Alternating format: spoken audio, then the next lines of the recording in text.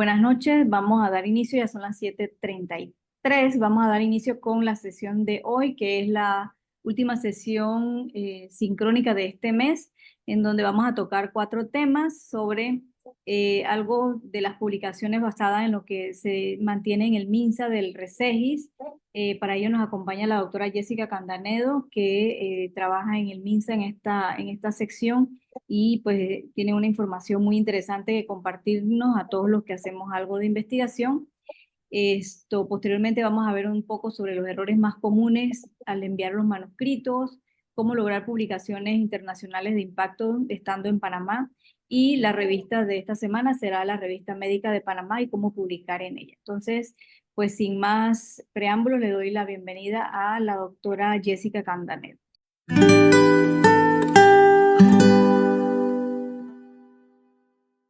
Bueno, muchas gracias.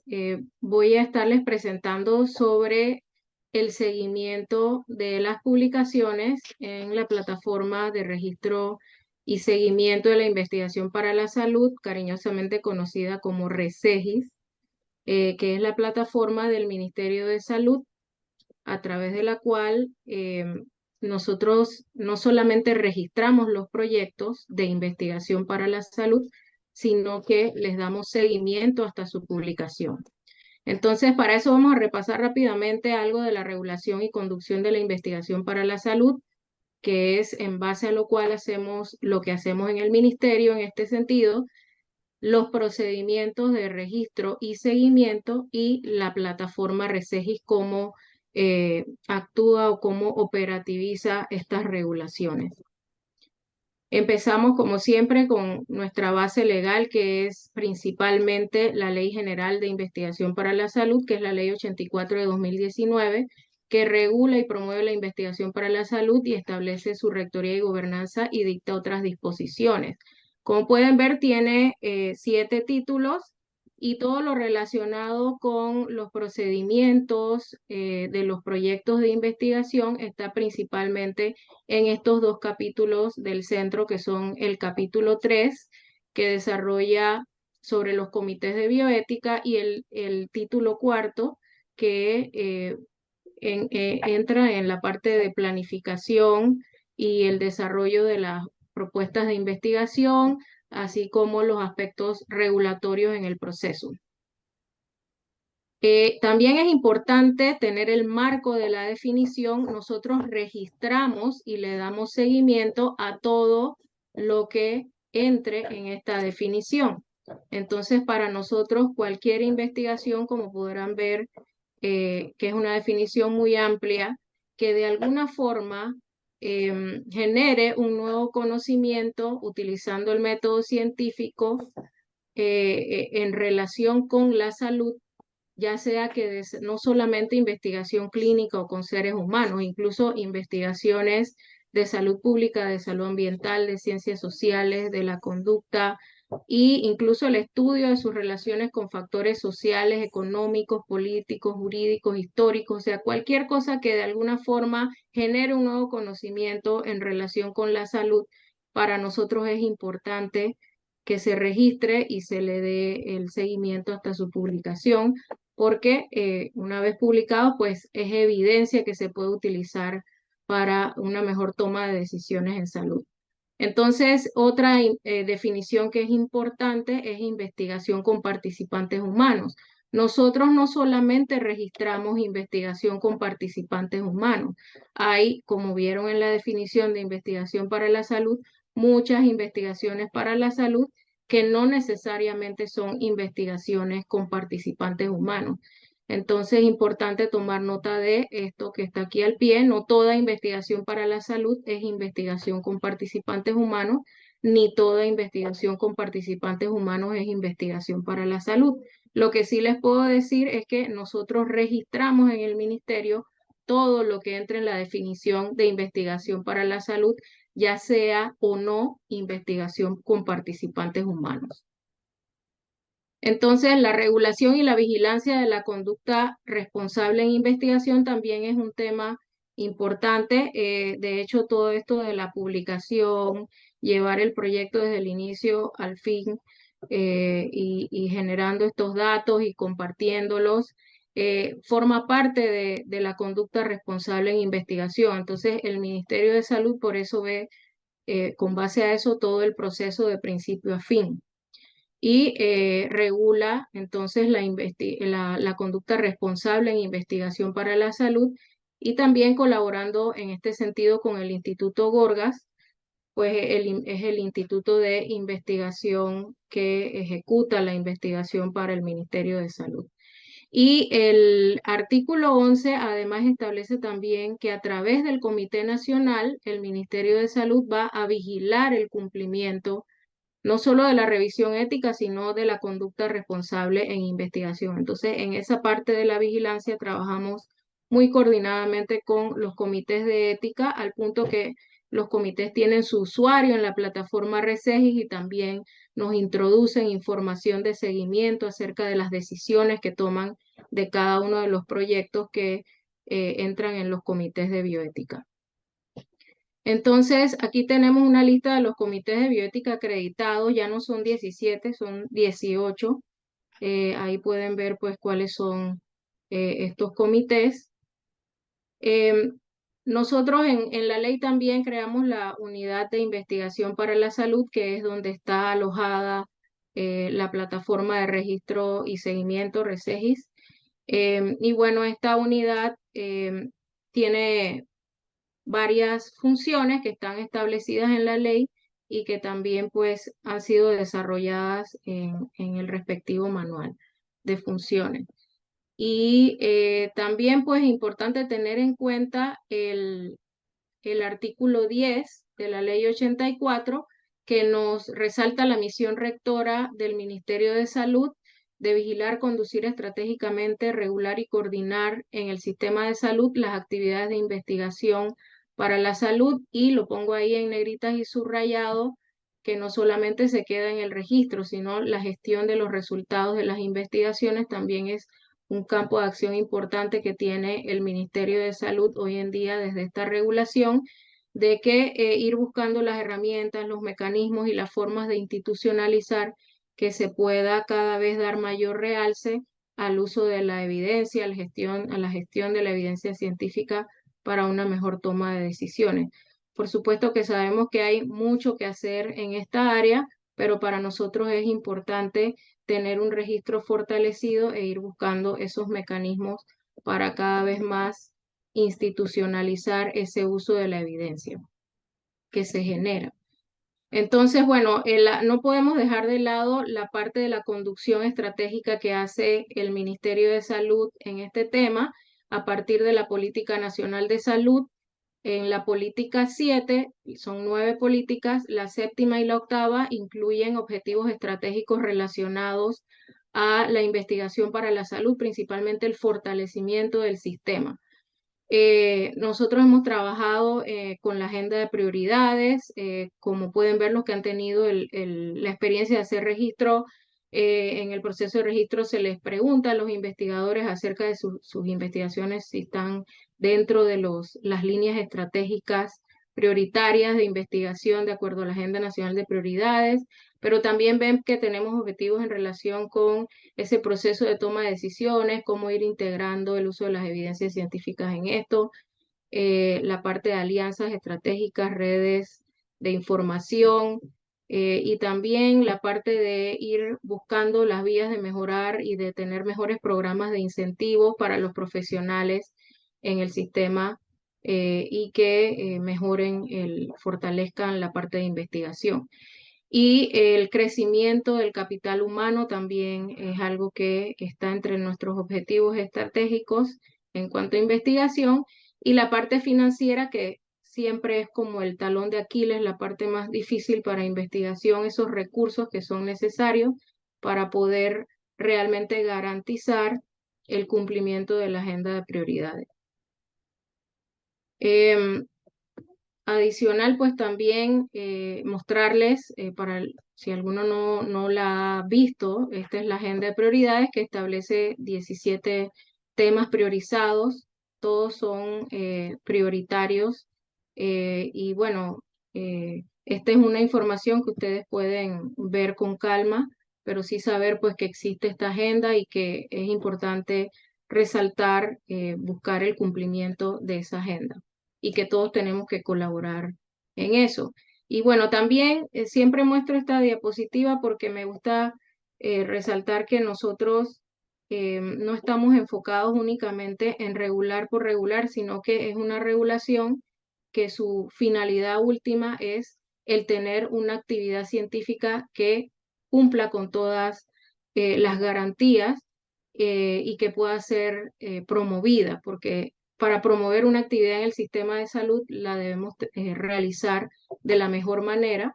Y por eso entonces nos hemos enfocado en las intervenciones que hacen que los comportamientos deseables sean la alternativa más fácil. Y por eso pues hemos tratado de hacer un registro que sea lo más amigable posible para el investigador y de ir promoviendo esto como algo que es un beneficio, no solamente para la salud pública, que es el principal beneficio, pero también para los mismos usuarios que son los investigadores, ya que al tener acceso a un registro de todas las investigaciones, es más fácil visibilizar las investigaciones y que tengan un mayor impacto local y también conocer por parte del ministerio esas capacidades que son necesarias ir reforzando, porque pues si el ministerio no tuviera esa información, sería más difícil saber hacia dónde ir. Entonces, esta información ayuda al ministerio también a saber dónde tiene que ir fortaleciendo más el sistema y también la parte de vigilancia y protección de la conducta responsable es un beneficio para el investigador porque pues principalmente para aquellos investigadores que les gusta hacer las cosas bien y no están como a merced de que no haya ningún mecanismo de control para aquellos que a veces sabemos que no quieren hacer las cosas siempre de la mejor manera, poniendo en desventaja a los que sí. Entonces, sin más, pasamos a la parte más procedimental, entender la necesidad del registro. No es algo inventado acá en Panamá, es algo que internacionalmente se nos viene pidiendo a los países también, que es importante registrar y eso tiene muchos beneficios. Ver primero cuáles son esos beneficios es, en primer lugar, disminuir el sesgo de publicación, el informe selectivo, evitar duplicación, favorecer la colaboración y la transparencia, contar con la información a mano para decisiones informadas por la evidencia, poder responder mejor a las necesidades de salud y que la investigación que se hace sea cada vez más orientada a responder esas necesidades de salud y que no estén tan divorciadas las necesidades de las investigaciones. También promover la adherencia a los lineamientos de salud y poderle dar seguimiento y evaluar esta actividad tan importante para el sistema de salud.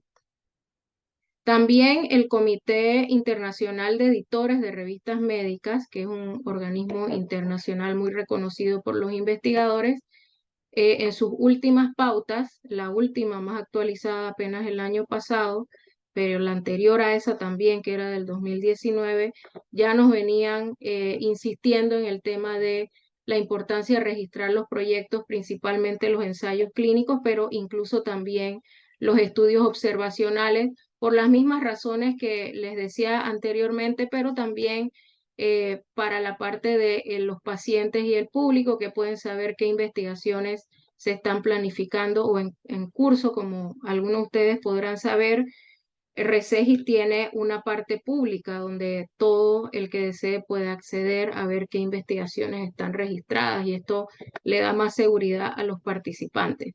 También ayuda a los comités de bioética para poder ver, no duplicar aprobaciones o a veces se dan malas prácticas, lastimosamente, de parte de los investigadores que meten un proyecto aquí, como aquí no me respondieron bien, entonces me voy al otro comité y dejo tirada la otra revisión al otro comité a medio palo. Entonces, todo este tipo de situaciones se pueden prevenir más fácilmente cuando tenemos estos registros.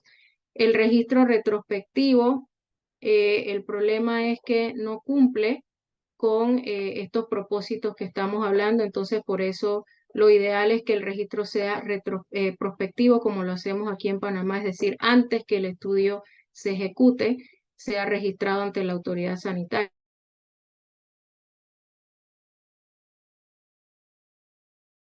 promoviendo que también los estudios observacionales sean registrados. De hecho, aquí en Panamá desde un inicio lo tenemos así. Y los ensayos, los análisis de datos secundarios de los ensayos clínicos primarios se indica pues que no necesariamente, no es necesario que se registren de forma separada, sino que se haga referencia al número de registro del ensayo clínico primario. Eso en cuanto a las recomendaciones de este comité internacional. Y en cuanto a la OMS, también pues desde el año 2005 nos vienen diciendo de la OMS que el registro de los estudios y especialmente los ensayos donde hay intervenciones es una responsabilidad ética y moral. Y también más recientemente, el año 2015, también se indicó por parte de la OMS que cualquier ensayo antes de que se inicie debe ser registrado en un registro público donde se pueda acceder a los datos de forma libre y que cumpla con los estándares internacionales de la OMS. En este sentido, también nosotros nos estamos preparando en ese proceso para ser evaluados en el futuro próximamente por la OMS en cuanto a esto de cumplir con los estándares que ellos piden. Bueno, las plataformas que existen ya, que esta es la de OMS, que ella recopila todos los registros primarios. Ella en sí no es una plataforma de registro, pero sí recopila todos los registros primarios que ellos evalúan y aprueban porque cumplen con los estándares que ellos establecen. Y al mismo tiempo, para hacerlo más amigable para nuestra región, hemos trabajado esta plataforma a nivel regional en idioma español, que ustedes pueden acceder a ella y que hemos llamado el Observatorio Regional de Ensayos Clínicos y que lo hemos hecho con el apoyo de la COMICA, que es el Consejo de Ministros de Salud de Centroamérica y República Dominicana. Este es el procedimiento en resumen, lo que está en nuestra ley que regula y promueve la investigación para la salud y establece su rectoría y gobernanza. Y como ven aquí tenemos como de manera escalonada cómo debemos ir cumpliendo como investigadores desde la conformidad a una objeción institucional cuando es un proyecto que se va a hacer en una institución. Y aquí vamos viendo los artículos. Luego está el registro en el ministerio, que también incluye un proceso de evaluación para ciertos proyectos que están establecidos en la regulación, que son básicamente los de alto riesgo o de temas con ninguna o poca regulación sanitaria, lo que lo pueden encontrar en los artículos 51 a 54 de la ley. Y también está el siguiente escalón, que es la aprobación por el Comité de Bioética y su respectivo artículo. Y luego de eso viene todo el proceso de vigilancia, monitoreo y evaluación del proceso de investigación, la notificación de los hallazgos de impacto a la salud pública y esto que es lo que quiero resaltar, que va más con el tema de esta presentación, que es la obligatoriedad de que el investigador vincule los informes y publicaciones de carácter público, o sea, las publicaciones científicas o cualquier publicación que haga en relación con la investigación, lo debe hacer en un periodo no mayor de 3 meses posterior a la publicación. Y ahora al final de la presentación vamos a ver un poco acerca de cómo está el reporte de las publicaciones por parte de los investigadores en la plataforma. Y bueno, también mencionarles que la resolución 512 del 2019 que reglamenta la ley 84 establece también en el artículo 8 todos los aspectos que se espera pues que los investigadores nos vayan informando a medida que avanza su proceso de investigación. Lo primero, pues como sabemos, es el registro del proyecto. Si no se registra, no se le puede dar seguimiento. Entonces, los requisitos nuestros, muchos de ustedes lo conocerán, son muy sencillos. Simplemente es solicitar el registro mediante la plataforma. Para eso hay que crear un usuario de investigador primero y llenar el formulario que se va en la plataforma paso a paso avanzando en todas las variables del formulario. Una vez que se llega al final de ese formulario, se carga la documentación que es la conformidad a una objeción cuando la investigación se va a hacer en una institución. Y lo otro es el protocolo con sus anexos. Entonces, como ven, pues no son muchos requisitos y hay algunos requisitos adicionales de acuerdo a de dónde viene la investigación, si son estudiantes de pregrado, posgrado, si son médicos residentes o internos de la caja o de otras instalaciones que no sean de la caja, o si son estudiantes de pregrado de educación. Entonces, adicional a lo que vimos en la diapositiva anterior, se les pediría estos requisitos que ven aquí. Les decía que las investigaciones de riesgo alto tienen un proceso de evaluación. Estos son pocas investigaciones, realmente hasta el momento no hemos recibido más de 29 investigaciones de este tipo en un año, pero pues cada vez vamos recibiendo más ensayos clínicos que son principalmente los que aplican a este tipo de evaluación adicional. Y que es una evaluación que se realiza en las instancias técnicas normativas del Ministerio de Salud que tienen que ver con el tema del ensayo para evaluar si interfiere con actividades de salud pública o atenta contra la salud de la población y el ambiente. Este es el flujograma de nuestro proceso de los protocolos de investigación antes de iniciar la ejecución del proyecto. Como ven en el sitio de investigación, se debe emitir una conformidad a una objeción, que sería el paso 1 cuando hay una institución, que es donde se va a hacer la investigación. Luego tenemos el paso 2, que es el registro. Como vieron, pues el requisito del registro es que si va a hacerse en una institución haya esta conformidad a una objeción. Y en tercer lugar, entonces procedería el proyecto de acuerdo al tipo de proyecto que sea, a la evaluación si es un ensayo o si no es ninguno de estos tipos de investigaciones que ven acá, va a cualquier comité de bioética acreditado. Si es una investigación con células madre, sí iría al Comité Nacional de Bioética. Y una vez revisado, si es aprobado el proyecto, entonces vuelve al sitio, se presenta la certificación de aprobación ética y aquí pues ya el investigador recibe una autorización administrativa final para dar inicio a su ejecución del proyecto. Esto para que veamos los tiempos en la parte académica. Cuando son investigaciones que vienen de instituciones académicas, ellos tienen un proceso interno allá que puede demorar en 45 90 días para tener la aprobación académica de la investigación, que es la investigación que se puede registrar ya cuando se tiene el protocolo en su versión final aprobado académicamente. Se procede entonces a la institución, si es que se va a hacer en una institución, para tramitar el visto bueno o conformidad o no objeción de la institución donde se va a hacer la investigación, o también se le llama, como vimos en el flujograma, el sitio de investigación. De ahí entonces se procede al registro, que son 3 días hábiles máximo, cuando se entrega toda la documentación completa de los requisitos, que ya vimos que son pocos. Y finalmente el proceso de revisión ética, que tiene un tiempo de máximo 60 días calendario. Y de ahí pues arranca el proceso de vigilancia, monitoreo y evaluación una vez que ya el proyecto está en esa fase de ejecución.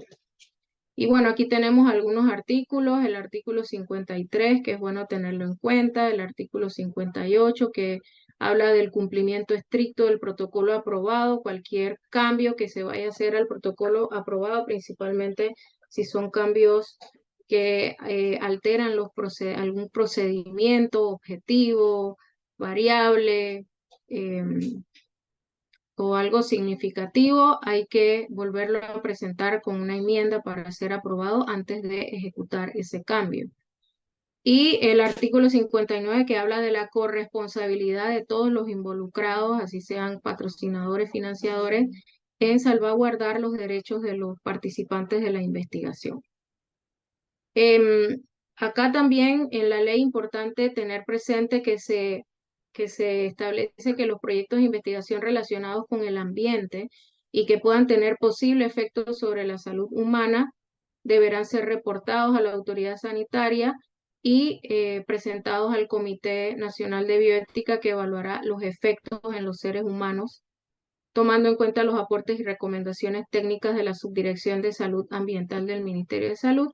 y que los proyectos de investigación para la salud en que se utilicen animales de laboratorio o experimentación también deberán ser evaluados previamente a su ejecución por un comité de ética y bienestar animal. Igualmente, estos, por entrar en la definición de investigación para la salud, deben ser registrados y el comité de bioética les puede extender una exención de la revisión ética cuando no son investigación con participantes humanos.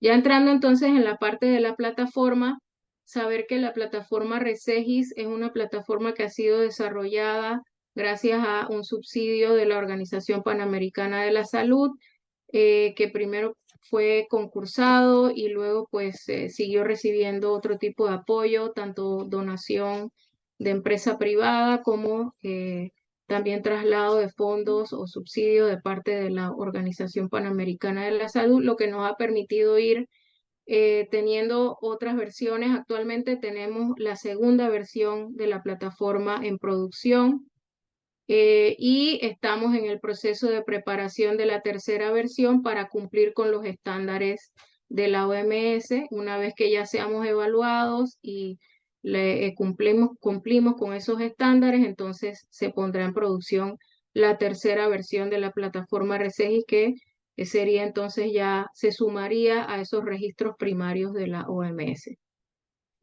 Y bueno, esta es la página de entrada de la plataforma.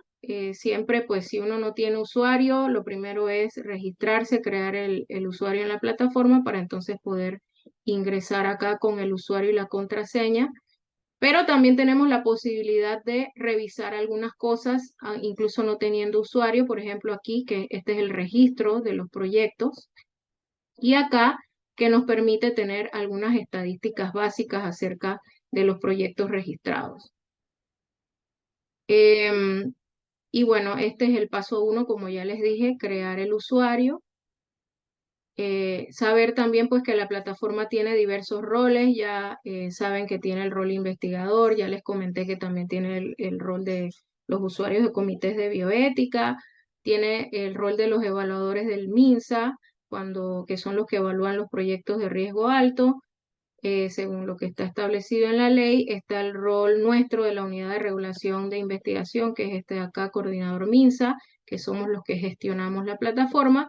Y en la versión 2 de la plataforma se incorporó el rol tramitante por solicitud de los mismos usuarios, pues que tienen a veces esta figura donde el investigador delega esta función de los trámites regulatorios en un personal que es el que no solo registra el proyecto, sino que le da seguimiento y carga toda la información de seguimiento, hasta incluso la publicación, en lugar del investigador. Entonces, el rol del usuario investigador tiene estas opciones. Primero, crear su usuario como usuario investigador.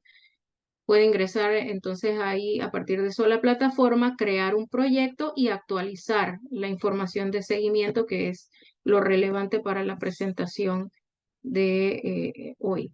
¿Cómo solicitar el registro de un proyecto? Bueno, esto es algo que simplemente ingresando ya con usuario y contraseña en este botón de crear nuevo proyecto de investigación se van siguiendo los pasos. Y el tramitante, igualmente, la única diferencia es que él crea su rol como tramitante y cuando va a solicitar el registro de un proyecto, ya tiene que tener el sistema, el investigador principal como usuario, porque el tramitante obligatoriamente tiene que vincular el proyecto a un usuario investigador que esté ya activo en la plataforma. Y pues eso es lo que se ve acá, ¿no? Que se les pide quién es el investigador principal y debe ser un investigador ya activo en la plataforma. La parte de seguimiento entonces es el ingreso al sistema con el usuario y contraseña, ya sea el investigador o el tramitante si lo tuviera. No todos, la mayoría no tienen tramitante. Si no hay tramitante, entonces es el investigador. En la pantalla de inicio se selecciona esta opción, listar los proyectos de investigación, y se ingresa entonces al proyecto que se desea actualizar. Como ven aquí, se va a aparecer en azulito, uno ingresa ahí y entonces se va a desplegar el detalle del proyecto y aparecen las diferentes secciones del detalle del proyecto. En la versión 2 de la plataforma, que es la que está ahorita en producción, tenemos esta nueva sección del detalle del proyecto que se llama Seguimiento Investigador, y ahí el investigador va a actualizar indicando si ya el proyecto está activo, si el proyecto está publicado o si el proyecto está cerrado. Y cada vez que él va a cambiar el estado, debe indicar la fecha de actualización y debe también cargar las evidencias de por qué él está marcando ese estado. Acá, por ejemplo, vemos que al seleccionar como activo, se van a desplegar estas opciones de evidencia que él puede cargar: la autorización institucional, después de la aprobación del comité, o si hay una aprobación de adenda o enmienda del proyecto. Si selecciona publicado, entonces cargar el manuscrito. Si se selecciona como cerrado el estado, entonces se debe cargar la nota de cierre del proyecto en el comité de bioética que aprobó el estudio. También el investigador tiene la opción de cargar otros archivos que él considere en esta sección de archivos adjuntos, y acá hay estas otras opciones de documentos que él puede cargar, y si no aparece ninguna de estas, entonces incluso hay esta opción de otro, donde el investigador puede cargar cualquier otro documento que él considere relevante acerca del seguimiento de su proyecto y especificar de qué se trata. ¿Cómo solicitar añadirse al proyecto por medio de un centro de investigación? Bueno, esta es una opción que tenemos para cuando ya es un proyecto registrado y se va a añadir otros investigadores. Todo esto son acciones de seguimiento del proyecto. Ya la parte de esto les había mencionado que si queremos ver el registro, simplemente es entrar en este botón que vemos acá, no necesitamos usuario, y ahí vamos a poder ver el registro, que es la lista de los proyectos registrados.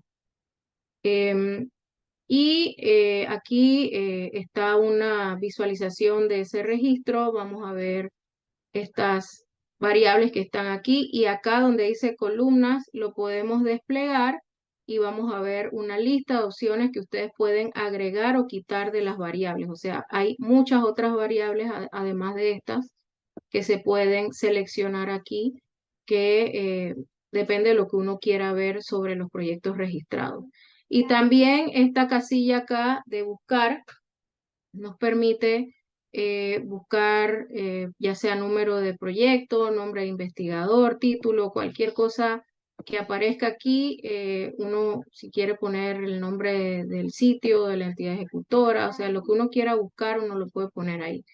Y acá esta casilla es en la parte verde, en la flecha verde, si uno quiere incluso descargar una lista de Excel de acuerdo con las variables que uno haya seleccionado, se va a descargar entonces el Excel. ¿Cómo se accede a las estadísticas de los proyectos registrados? Ya les había mencionado esta posibilidad también en este botón. En la página de inicio tampoco se requiere usuario, y entonces uno va a ingresar aquí al módulo de reportes que tiene algunas variables acerca de los proyectos que están registrados. En la flecha verde, que es la variable de análisis, ustedes eligen cuál es la variable que desean que se represente en el gráfico. Eligen la periodicidad o el tiempo de los datos que se quiere presentar, si es mensual o anual. En la roja, si van a seleccionar entonces el tipo de gráfico que desean, ahí les da diferentes opciones de tipo de gráfico. Y la flecha morada, hay algunos filtros que ustedes pueden seleccionar también para hacer el reporte más específico. Y también les da esta opción, una vez que ya ustedes tienen aquí proyectado el gráfico que desean, exportarlo en forma de PDF. Y ya para finalizar, entonces tenemos esta estadística que les traigo para que tengamos una idea de cómo estamos en cuanto a el reporte de parte de los investigadores de sus publicaciones. Nosotros tenemos en estos años, desde el 2017 hasta el 2023, registrados un total de 3.212 proyectos. Sin embargo, solamente de esos 3.212 proyectos, 35 proyectos tienen cargado manuscrito de publicación. Y dentro de esos 35 proyectos hay incluso algunos que tienen más de un manuscrito, por eso son 42 publicaciones en 35 proyectos. Y eso representa solamente el 1.1% de los proyectos que tienen la información del proyecto completa hasta la etapa de publicación. Entonces, aquí podemos ver en esta segunda gráfica las entidades ejecutoras que tienen más publicaciones. De esos 35 proyectos, tenemos 7 del Instituto Gorgas, 7 de la Caja de Seguro Social, 7 que son colaborativos, o sea que hay varias instituciones involucradas, 4 de la Universidad de Panamá, 2 de Cevaxin, 2 del Hospital del Niño, y luego pues tenemos uno de diferentes otras instituciones que ven ahí. Entonces son más de 19 entidades ejecutoras en esos 35 proyectos que tienen publicaciones cargadas en la plataforma Resegis. Y bueno, finalmente, pues aquí tenemos también clasificados de esos proyectos que tienen publicaciones cargadas en la plataforma Resegis, 20 de ellos responden a líneas estratégicas de la Agenda Nacional de Prioridades y 15 de ellos no responden a líneas estratégicas de la Agenda Nacional de Prioridades de Investigación para la Salud. Muchas gracias.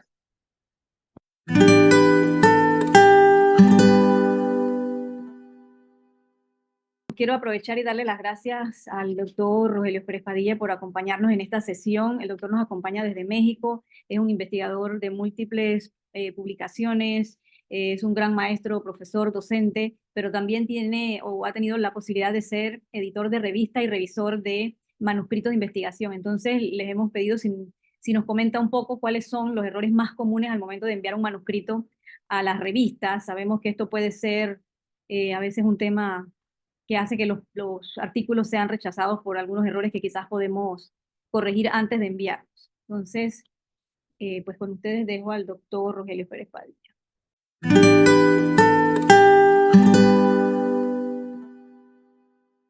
Pues, en primer lugar, agradecer a la doctora Lorena Noriega la invitación. No tengo conflicto de interés para la presentación. Y quizá como punto número uno, eh, recordar que publicar un artículo científico tiene reglas y recomendaciones. Hay reglas de fondo, es decir, de la parte científica, pero también hay de la forma en la que se presenta la información.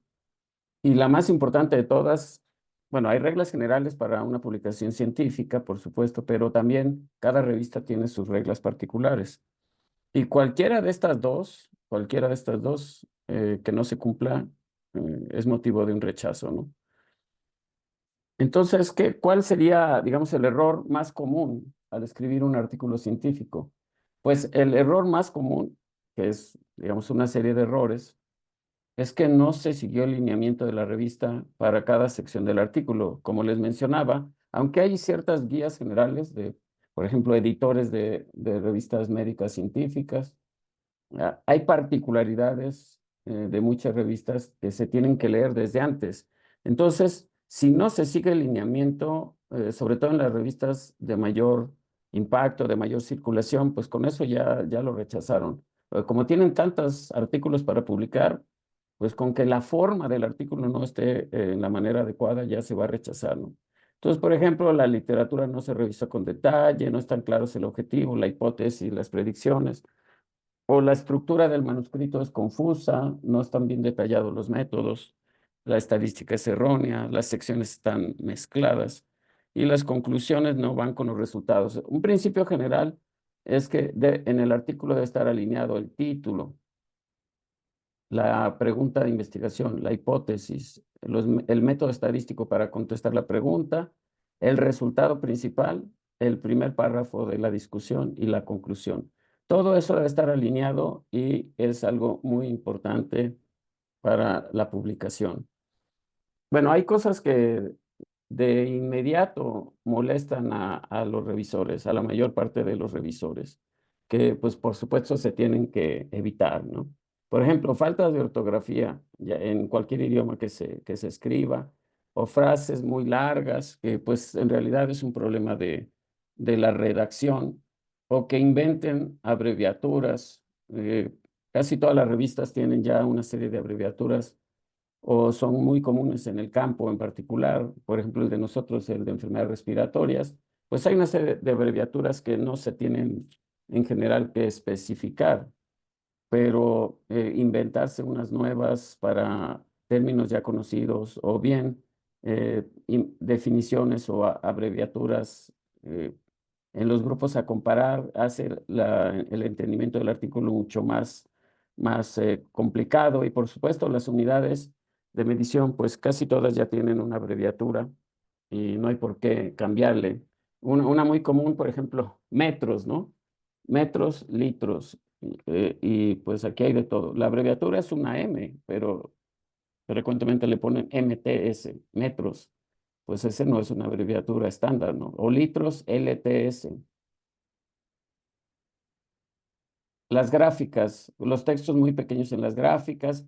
Los pasteles realmente son poco útiles como gráficos científicos y también algunas gráficas de barra. Les voy a mostrar algunos ejemplos. Y bueno, les había mencionado el formato inadecuado para la revista. Por ejemplo, en Europa se usan las comas para separar los decimales. Si a una revista europea le mandan los puntos para separar decimales, pues el formato ya no está correcto, ¿no? De poner muchas decimales que no tiene mucho sentido. Por ejemplo, metros, pues lo que les acabo de decir, ¿no? Y las tablas, todo esto generalmente está descrito en los lineamientos para cada una de las revistas y se tienen que seguir estrictamente. Esta gráfica, por ejemplo, que bueno, con frecuencia me toca ver alguna similar, no necesariamente esta, pues no tiene sentido hacer un gráfico en las revistas en general, poner gráficas, antes era todavía más marcado, pero implicaba un gasto adicional. Pero esto, pues, ni tabla, pues, ¿qué tabla? O sea, ¿cuántas mujeres, cuántos hombres? ¿O qué por ciento de mujeres y hombres? Pues está en media línea del texto y se entiende hasta mejor que este tipo de gráficas que no tienen mucho sentido. Inclusive esto, ¿verdad? Esta gráfica no es muy ayudadora para entender qué está pasando. Esto también se puede describir en el texto o en una tabla mejor. Inclusive, por ejemplo, esta gráfica, véanla, son tres pares de barras. Para empezar, esto no está descrito, o sea, el eje está mal, ceros y unos, pues no queda claro a qué se refiere, debería quedar claro. Y pues esto, la letalidad en intubados se ve que aumenta, pero no, son 1, 2, 3, 4, 5, 6 números que en una línea los pueden escribir, en una línea del texto. No tiene sentido este tipo de gráficas, ¿no? Ahora, esta sí tiene pues una utilidad mayor, pero está mal hecha la gráfica. Si se fijan, los números de los ejes son muy pequeños, no se alcanza a ver de ambos ejes y requieren crecerse para que sea útil, pero son muchos puntos. O sea, esto pues obviamente, este es del estudio Platino, son 5,000 sujetos, cada punto es un sujeto, cada círculo. Entonces, pues no sé, ese tipo de relación pues no se puede describir bien en un texto, ¿no? Pero no son como la otra. Entonces, esta gráfica, por ejemplo, es la misma anterior, pues ya se nota mejor, los números son mayores, está mejor marcado. Aquí por default ustedes ponen una decimal, pero pues esta decimal tampoco viene mucho al caso, habría que quitársela, ¿no? Pero en cambio, acá sí, el FEB1 sí tiene que ponerse decimales y centésimas de litro. Hay que recordar que en la actualidad hay muchos tipos de gráfico y pueden ser muy útiles en el texto. De hecho, a mí me parece que si encuentran un gráfico demostrativo de los principales hallazgos, va a ser un aporte importante para su trabajo, pero hay que escogerlo bien. Se abusa mucho de las barras y de los pies, que para mí son de las menos útiles.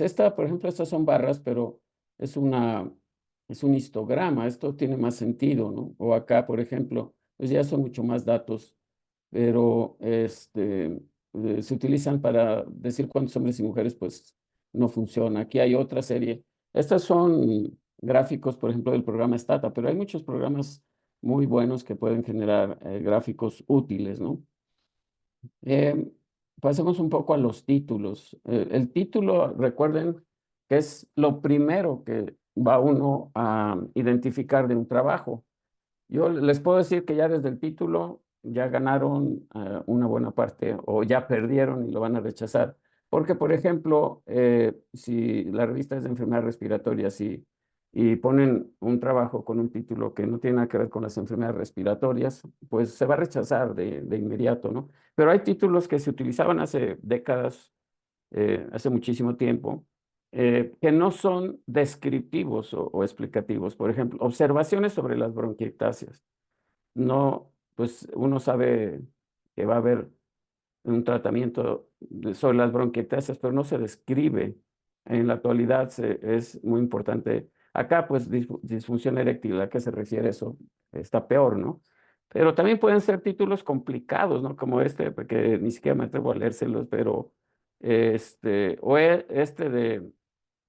son reales, estos sí son reales de trabajos publicados, son complicados de leer o entender, esto les falta descripción. Y, por ejemplo, esto se usaba muchísimo, pero a principios del siglo XX o en el siglo XIX. Comentarios sobre algo, investigación acerca de estudio, de observaciones.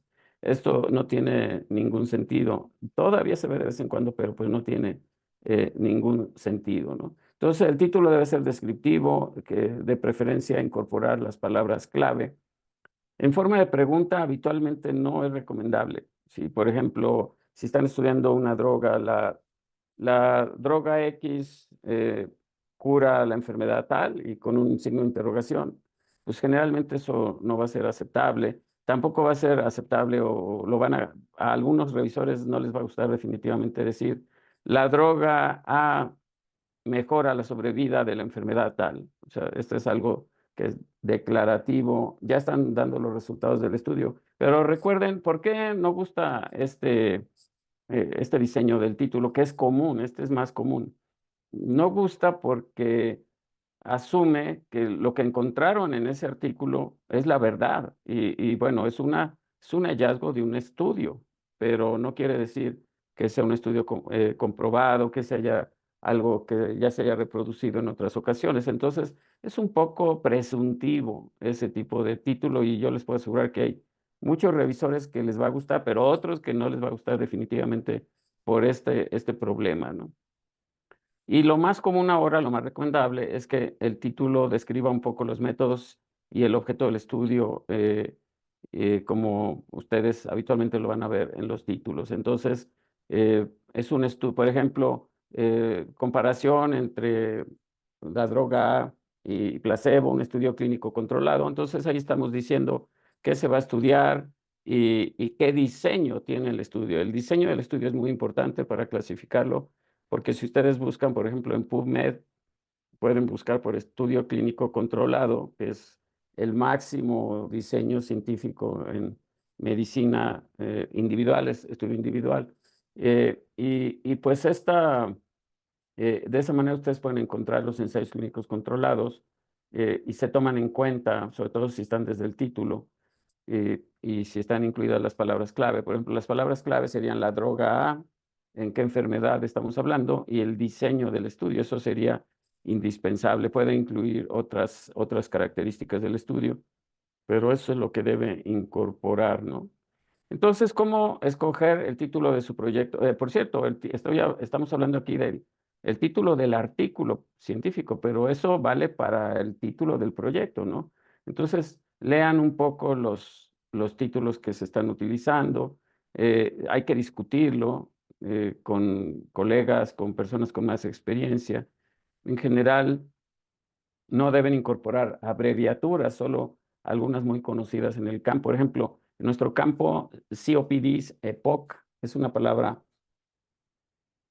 que si bien todavía en algunos artículos ponen crónico, obstructive pulmonary disease, en varias ya pueden poner la abreviatura COPD y es aceptable, pero quizá en muchas revistas de medicina general no se las acepten en forma abreviada. Entonces, hay que trabajar un poco el título, así como la pregunta y la hipótesis, organizándola mejor, que quede más claro, que sea informativo. Puede haber subtítulos y se tiene que trabajar, ¿no? Les voy a comentar ahora qué características tienen una serie de artículos que se rechazan en una revista científica. Y ustedes van a ver que, como al principio les mencioné, muchas son de forma, de cómo están presentando la información. Puede ser que su diseño de estudio y su trabajo sea valioso, pero está presentado de una manera muy inadecuada y se va a rechazar, sobre todo por revistas que tienen una gran demanda. Entonces, su trabajo les puede inclusive ser interesante a los revisores, pero tienen 9, 10 artículos digamos, del mismo nivel científico que el de ustedes, bien presentados, bien organizados. Le da menos trabajo a la revista tomarlos, ¿no? Ya hay muchas revistas que no pueden tomar, el rechazo de algunas es de más del 80, 90%, ¿no? Entonces, se ponen en una desventaja muy grande, inclusive pues injustificada para todo el trabajo que implicó su investigación, que no se presente de manera adecuada, ¿sí? Entonces, por ejemplo, ya les comenté del título. El título es malo, es confuso o no concuerda con la revista, va para afuera. O sea, ni siquiera llega a los revisores, el editor lo va a votar, ¿no? Y lo siguiente que se va a fijar uno siempre es el título, el resumen y las conclusiones. Y, por ejemplo, en esas 3 cosas muy breves, yo puedo encontrar incongruencias que ya hasta ahí llegué, ya no veo el resto del trabajo. Sobre todo cuando hay mucha demanda de publicación en algunas revistas, ¿no? Entonces, es muy importante que su texto, este tipo de errores que yo los considero pues garrafales, no están, porque sin duda este es el orden de que la mayoría de los revisores van a tomar para evaluar su artículo. Y esto no quiere decir que su proyecto o su estudio científico sea malo o inadecuado, sino simplemente que no se ha presentado de la manera más adecuada. Ahora, también puede haber razones que entran más dentro del orden científico, ¿no? O sea, puede ser un tema que a la revista no le sea tan importante. Siempre hay temas de moda, temas que se están discutiendo en el momento actual. Entonces puede llegar un tema que no es como la papa caliente del momento y puede ser que no se quede. O lo que les decía, la revisión de la literatura, la introducción. O sea, ya una vez que se revisó el título, el resumen y las conclusiones, pues ya se entra a la introducción. ¿Qué tanto se está planteando bien el problema o la revisión de la literatura o la justificación del trabajo? Pues también va a ser muy importante. Y también puede parecer parecido a algún otro trabajo, se tiene que revisar bien la literatura. Y ahora todas las revistas o la mayor parte de las revistas hacen una búsqueda de plagiarismo, es decir, párrafos o textos más amplios que un párrafo que son muy, muy parecidos o son una copia exacta de artículos que están ya en su base de datos. Esto cada vez va a ser un problema más delicado y más común, y hay que tener cuidado con esto.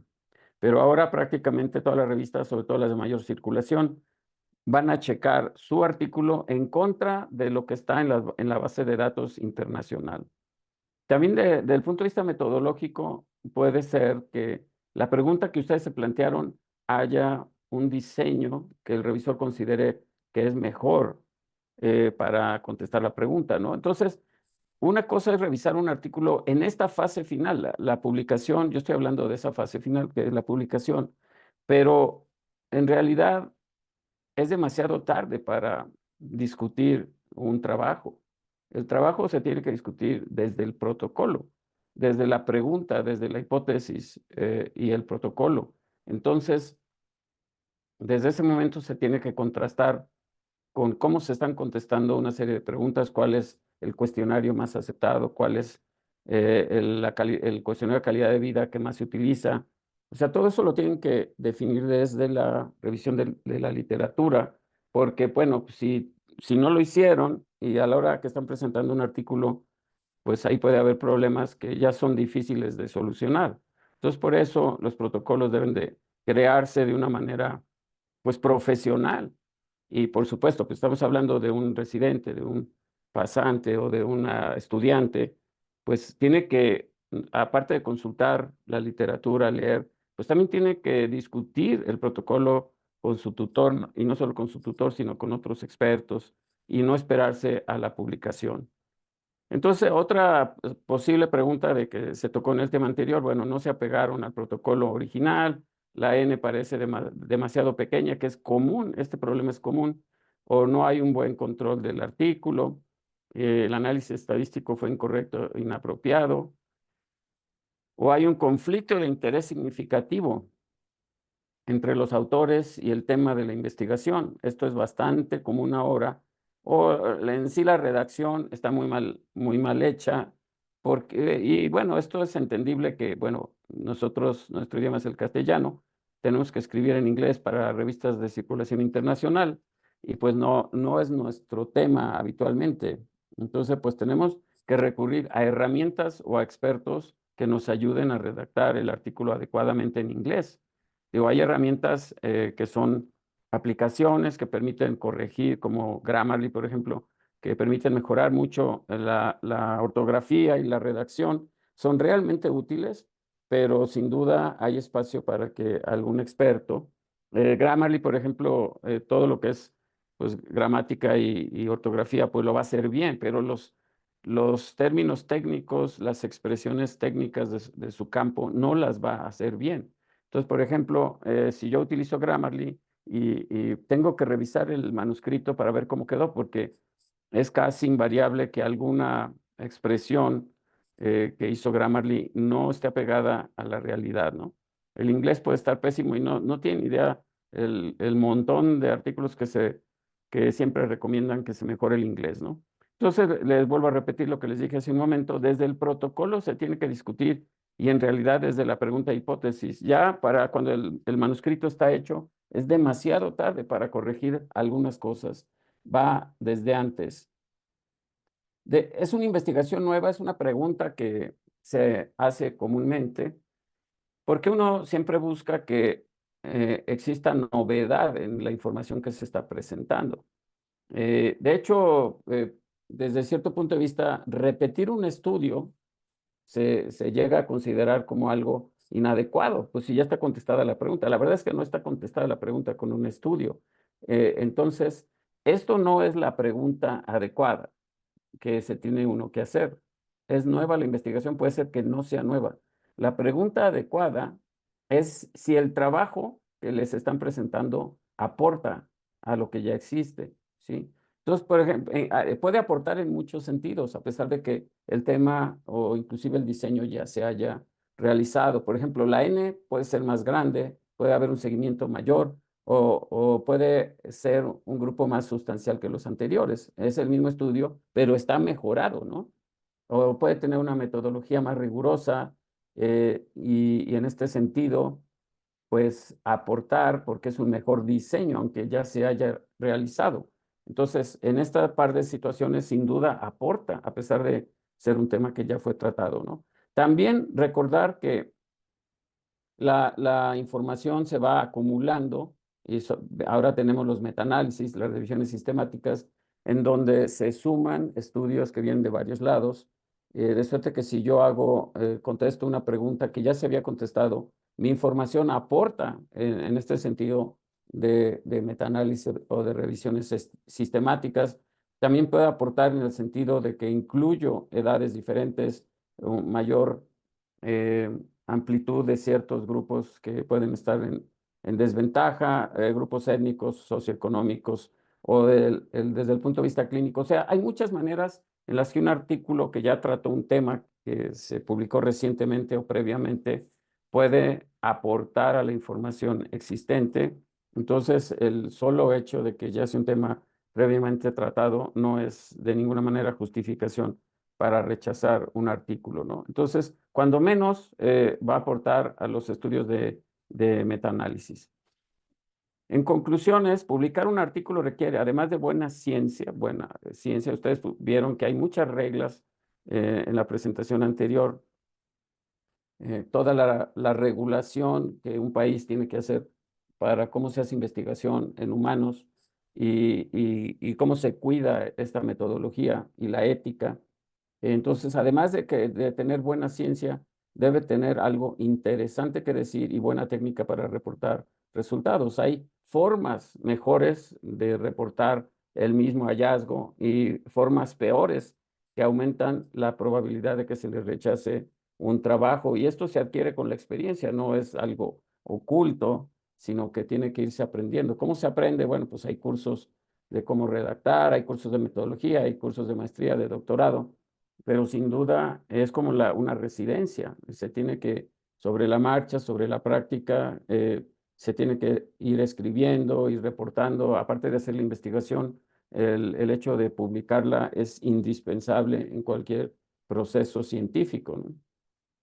Se aprende haciéndolo con supervisión. Tomar cursos ayuda, pero no es suficiente.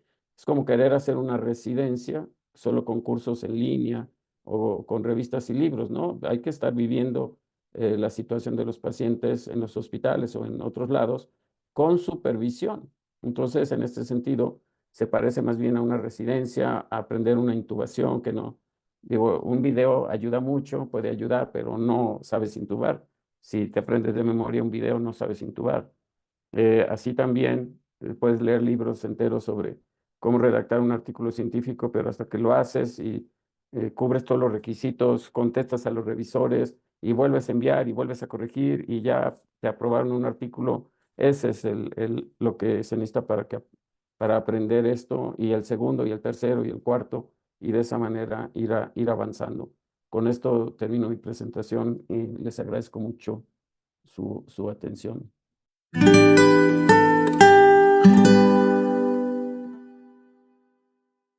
Nosotros la semana pasada tuvimos a un colega médico panameño que estaba en el extranjero y que hace publicaciones allá.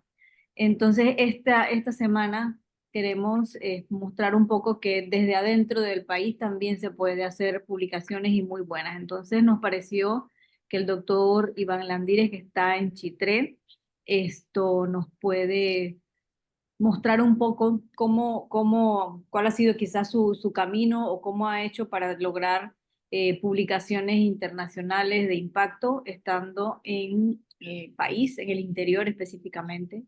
Esto, doctor, no sé si nos comentas un poquito a qué te dedicas y nos ilustras un poco de cómo ha sido ese camino que sabemos que no ha sido fácil, pero que es posible.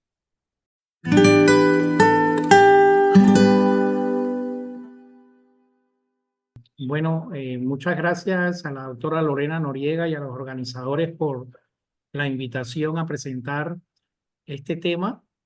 Lo considero un poco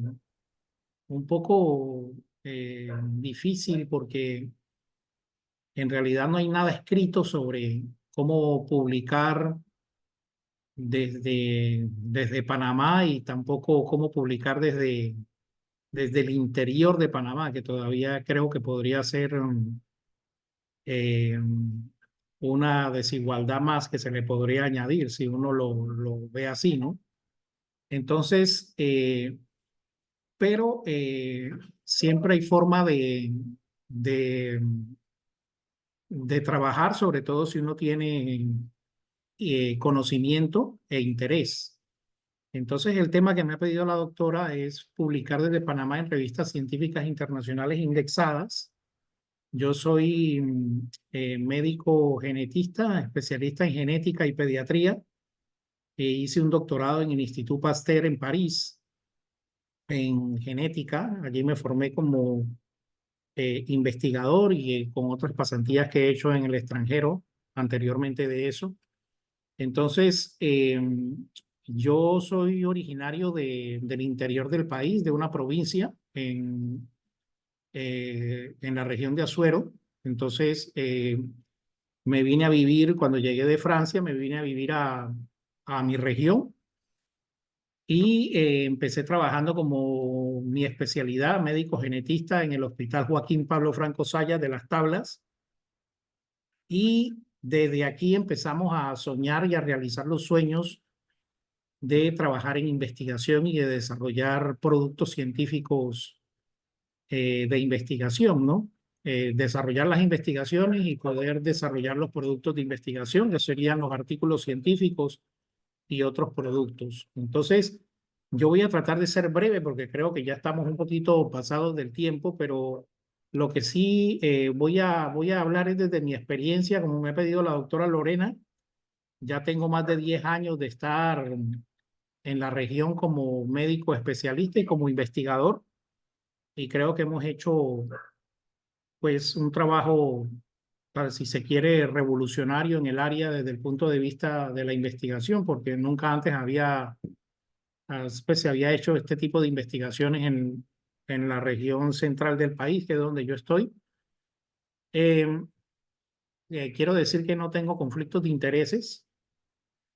Entonces, estoy de acuerdo con el doctor Pérez Padilla que es muy importante formarse como investigador. Es lo primero, o sea, yo voy a dar una serie de recomendaciones, unas 5 o 6 recomendaciones y voy a discutirlas brevemente, pero para poder desarrollar investigaciones y poder publicarlas, pues hay que formarse como investigador. Entonces, eso requiere eh, primero formarse como en su profesión, cualquiera que sea, y luego empezar a hacer investigación, sea a través de una formación de posgrado que le permita hacer investigación o empezar a hacer investigación,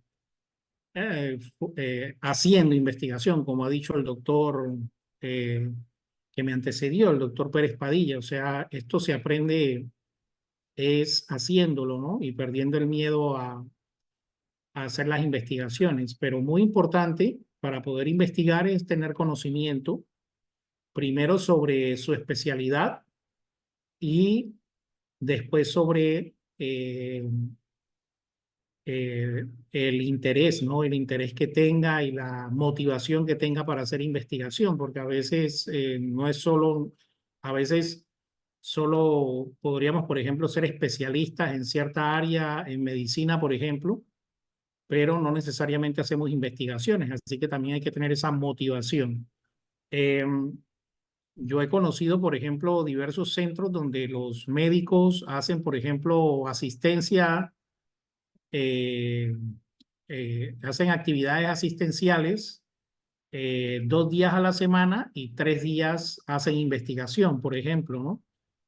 O tienen una separación del tiempo para hacer asistencia y el otro tiempo para hacer investigación. Eso en diversos países del mundo ocurre de esa manera, sobre todo en los países donde se hace investigación de punta. Entonces, lo primero es formarse como investigador, sea a través de un programa de posgrado. Los programas de posgrado que más forman como investigador son los programas de doctorado, los programas de PhD, pero si el investigador tiene el interés de formarse como, como investigador, no necesariamente eh, necesitaría hacer un doctorado PhD. O sea, si es un especialista en su área y empieza a hacer investigación y estudia en su área para realizar investigaciones, perfectamente puede convertirse en un investigador científico dentro de su especialidad y dentro de sus temas que le interesan. Entonces, la siguiente recomendación, aparte de formarse como investigador, lo otro es crearse un nicho para hacer investigación. Entonces, donde se esté, si está en la universidad, si está en un gran centro de investigación, en la capital, digamos, o si se está en el interior de la República, en un lugar donde no hay tradición de ciencia y de investigación, pero la persona está formada y tiene la motivación, entonces lo siguiente sería crear un nicho para hacer investigación. Entonces, esto, por ejemplo, en mi caso, yo lo he podido lograr en el Ministerio de Salud, que es donde trabajo, en mi hospital regional, en el hospital Joaquín Pablo Franco Sayas, donde hago actividades asistenciales de atender mis pacientes de genética clínica, pero también allí en la consulta uno puede, si se da, hace observaciones, por ejemplo, de pacientes, luego entonces se pueden escribir los protocolos para poder empezar a desarrollar proyectos de investigación.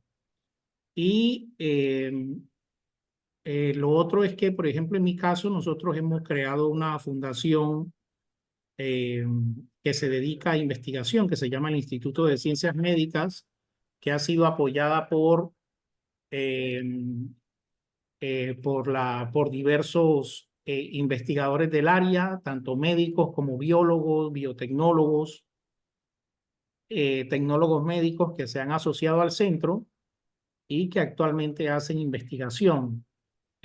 Obviamente, pues no fue fácil porque empezamos de cero, pero poco a poco se han ido desarrollando las investigaciones con constancia y siempre trabajando hacia las líneas de investigación.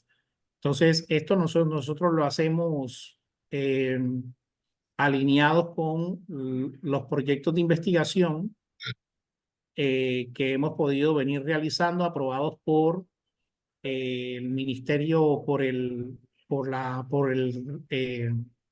los comités de bioética que han sido presentados a los comités y que se están desarrollando en este momento. Entonces, acá está, por ejemplo, lo otro importante, aparte de crear un nicho donde se puede hacer investigación, es hacerse o formar un grupo de investigación, lo cual no es tarea fácil. Hay que formar las personas que harán investigación o que estarían haciendo investigación. Esa actividad formadora por lo general se hace con personas jóvenes motivadas que quieren seguir progresando en el área de la investigación, formándose en maestrías y doctorados. Entonces, siempre hay que promoverles el vuelo a estas personas jóvenes y que puedan llegar muy lejos, formarse, ir más allá, soñar con que también pueden dirigir unidades de investigación y trabajos, ¿no?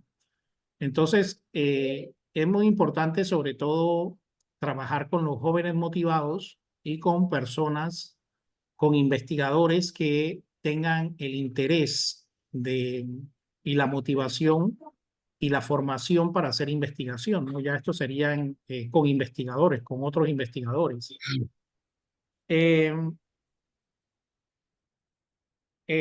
Lo siguiente, aparte de formarse como investigador, lo cual toma pues muchos años de la vida de uno, luego crear un nicho de investigación y de formarse y hacer un grupo, porque pues como ven la investigación uno no la puede hacer solo. No puedo sentarme como Iván Landírez y decir voy a hacer investigación yo únicamente por ejemplo, desarrollar yo solo mis investigaciones y publicarlas yo solo. Eso nadie lo puede hacer y además no sería tampoco, eh, eh, no es lo que se usa en investigación actualmente. Actualmente lo válido es la colaboración. Un artículo que está firmado por un solo autor muchas veces no gusta en las revistas científicas. Los artículos deben estar firmados por diversos autores, con equidad de género y sobre todo si son de diferentes centros de investigación y si los autores provienen de diferentes países, todavía mejor, ¿no? Y que resuelvan problemas, por ejemplo, regionales y globales, ¿no?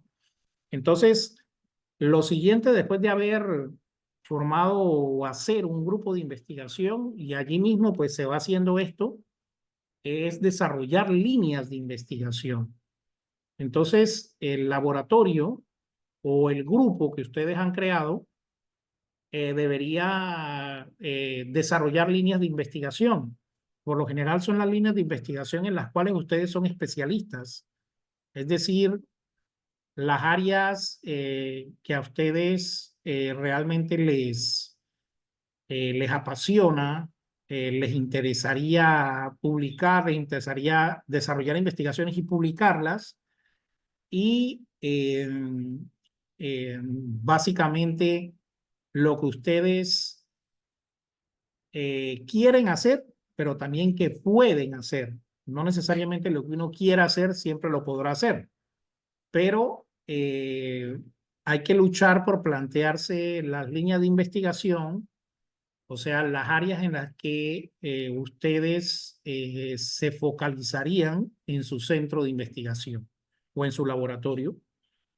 Por lo general, estas líneas de investigación, la siguiente recomendación que yo daría es que estas líneas de investigación sean inéditas y que resuelvan problemas regionales o del país o problemas de las regiones, de las provincias o, ¿por qué no?, problemas que vayan más allá del país, sino que sean, que vayan, que tengan una incidencia regional que incluya varios países de la región, por ejemplo.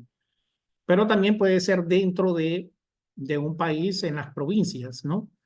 Entonces, estas líneas de investigación inéditas, pues deben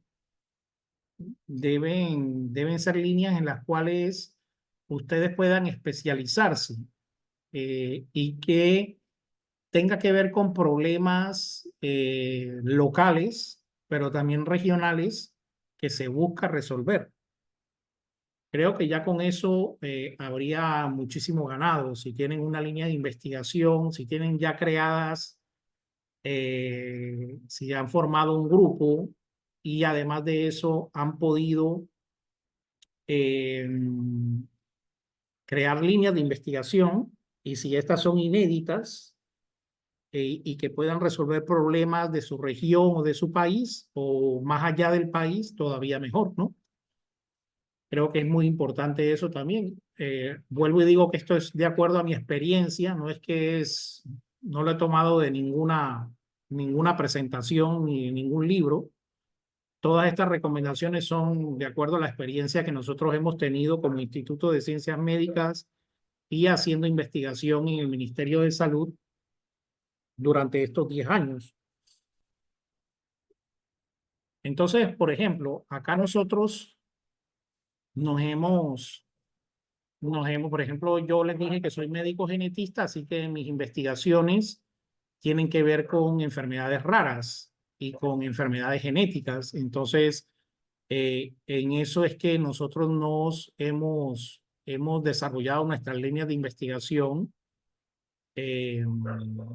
digamos, inéditas dentro de nuestra región.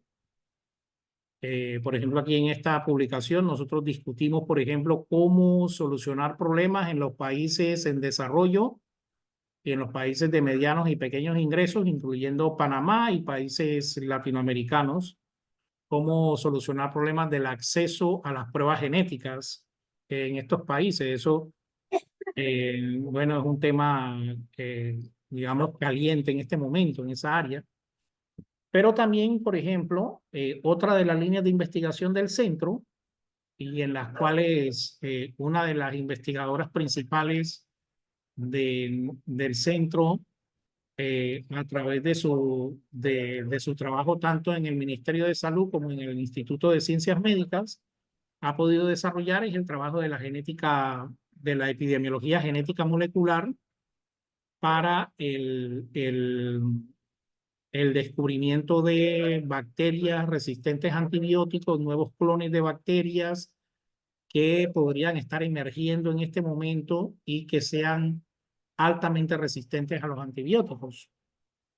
Entonces, son dos ejemplos de dos líneas de investigación que hemos podido venir desarrollando y que son propias pues, de nosotros en el laboratorio.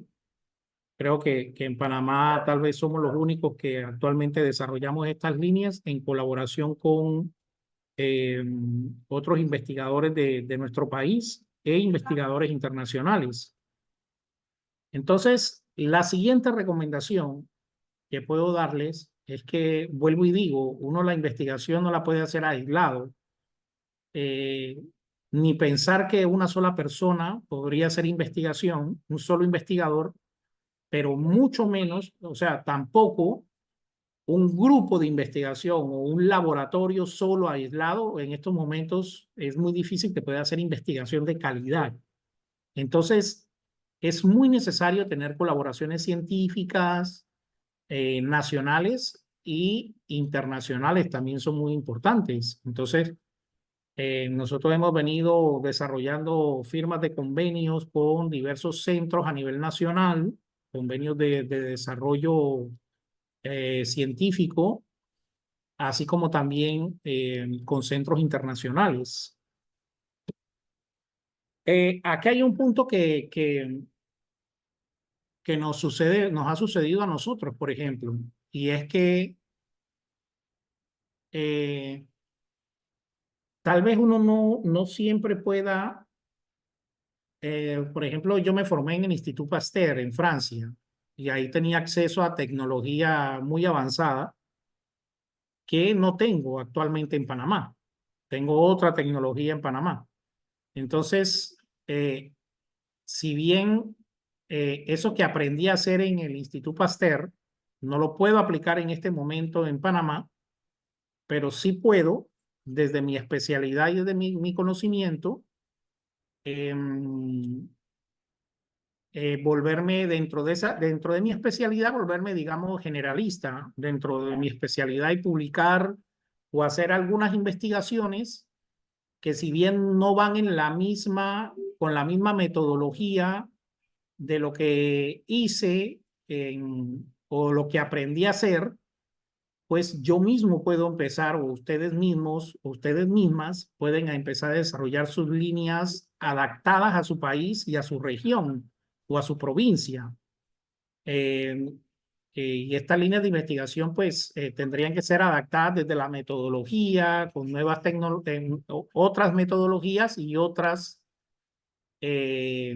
tecnologías que no necesariamente van a ser las mismas tecnologías que tuvieron cuando aprendieron a hacer cierto proyecto o cuando desarrollaron su tesis de doctorado o cuando aprendieron a hacer investigación en algún gran centro de investigación. Entonces, por eso digo que hay que asumir la responsabilidad de ser investigador generalista dentro de su especialidad. Espero que se haya entendido esto. Por ejemplo, nosotros publicamos hace algún tiempo, si bien esto tiene que ver esta publicación tiene que ver con la genética, no necesariamente tiene que ver con la genética humana. Entonces acá nosotros, por ejemplo, hemos hecho algunos trabajos que tienen que ver con la evolución en medicina, con la medicina evolutiva, y no necesariamente tiene que ser lo que siempre, me refiero a que no todo lo que se haga en investigación tiene que ser ya lo que yo aprendí o lo que yo trabajé cuando hice el doctorado. Hay que tener una mente abierta y soñar con que se pueden hacer nuevas cosas. Y siempre que se pueda, hay que tratar de hacerlas. Entonces, mi recomendación es no enfocarse en una sola cosa, ¿no? Pero lo otro muy importante que considero, que aparte de ser generalista dentro de su especialidad, es que hay que lograr la subespecialización, o sea, hay que volverse subespecialistas o supraespecialistas en una o dos disciplinas dentro de su especialidad. O sea que hay que saber hacer una o dos cosas muy bien hechas y ser muy bueno en algo que se hace en investigación específicamente dentro de la especialidad de uno, ¿ya? Entonces, por ejemplo, acá nosotros acabamos de enviar al MERRIS y ya lo enviamos a una revista para publicación, una revista científica, este estudio que tiene que ver directamente con todo el trabajo que hemos venido haciendo desde hace mucho tiempo, este y otros estudios más, específicamente sobre el tema de descubrimiento de nuevos genes en nuevas variantes genéticas en medicina genética. Entonces, para resumir, y cuáles son los mensajes que yo quiero dejar, serían los siguientes. Esta presentación yo la veo como una presentación más como de motivación. Entonces, lo primero es formarse como investigador. Y si usted está formado y usted sabe hacer investigación y le gusta, usted puede hacer investigación de cualquier lugar, inclusive si está eh, en un lugar donde no hay tradición de investigación, o si está, digamos, en una selva o en cualquier otro lugar donde no se haga investigación, o en un pueblo donde no se supone que nadie podría hacer investigación, donde no hay tradición de academia. Si usted es investigador y usted quiere hacerla, ahí realmente yo siempre digo que la naturaleza es un laboratorio. Entonces, todo lo que se haga, por ejemplo, en su trabajo, ya eso empieza siendo un laboratorio, ¿no? Por ejemplo, si usted es médico y está con pacientes, eso hay que verlo como una actividad que se convierte en una actividad que potencialmente podría dar origen a trabajos de investigación, así que de ahí empiezan las observaciones. Entonces, lo primero es formarse como investigador, luego empezar a crear grupo, empezar a crear colaboraciones, tanto nacionales como internacionales, y si tienen ideas, si tienen desarrollos que ustedes puedan hacer, aunque no sea lo que ustedes han aprendido, atrévanse a soñar. Y por otro lado, lograr ser eh, súper especialistas o subespecialistas, como quieran llamarlo, en una o dos disciplinas específicamente donde ustedes sean muy buenos y donde ustedes puedan desarrollarlas a través de sus líneas de investigación. Que normalmente esas líneas de investigación deben estar enfocadas en problemas de su país, de su región, de su provincia, o también problemas suprapaís. Eso es lo que yo les traigo acá y le agradezco mucho a la doctora Lorena y a todas las personas que me han escuchado. Muchas gracias.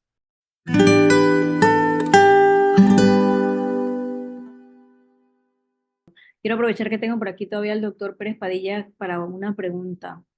Antes de pasarle la palabra al doctor Cuero. Ahí preguntan por acá si el título del artículo puede cambiar en forma y no en contenido con respecto al protocolo. Es estrictamente necesario que pongamos el mismo título que teníamos en el protocolo, podemos jugar con eso, podemos sacar más de una publicación del mismo protocolo. Sí, digo, en general el título del trabajo, pues sí, se puede modificar, ¿no? No tiene que ser el mismo, sobre todo si el título del protocolo se puede mejorar. Yo por eso les insistí mucho en que el artículo tiene que tener un buen título, un título en la actualidad descriptivo, ¿no?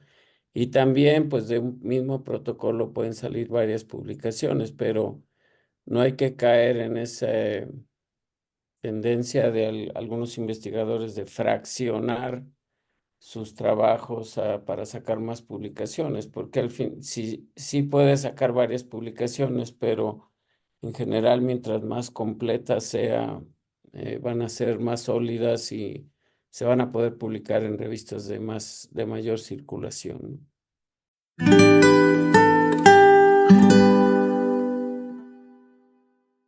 Oye, Iván, acá me preguntan que están de acuerdo que investigar hay que aprender haciendo, sin embargo es mucho más tedioso si no se sabe ni por dónde empezar.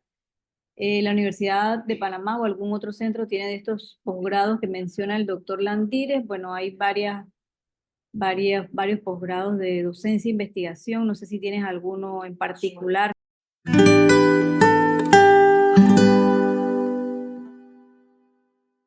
Bueno, buenas noches a todos. Gracias por la invitación y por la oportunidad de compartir con ustedes lo que es la revista de la Academia Panameña de Medicina de Medicina y Cirugía.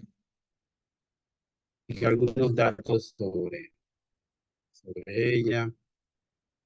La revista médica de Panamá, que es el nombre oficial de ella, pues obviamente es el órgano de difusión oficial de la Academia Panameña de Medicina y Cirugía, pero también al mismo tiempo es el órgano oficial de publicación de la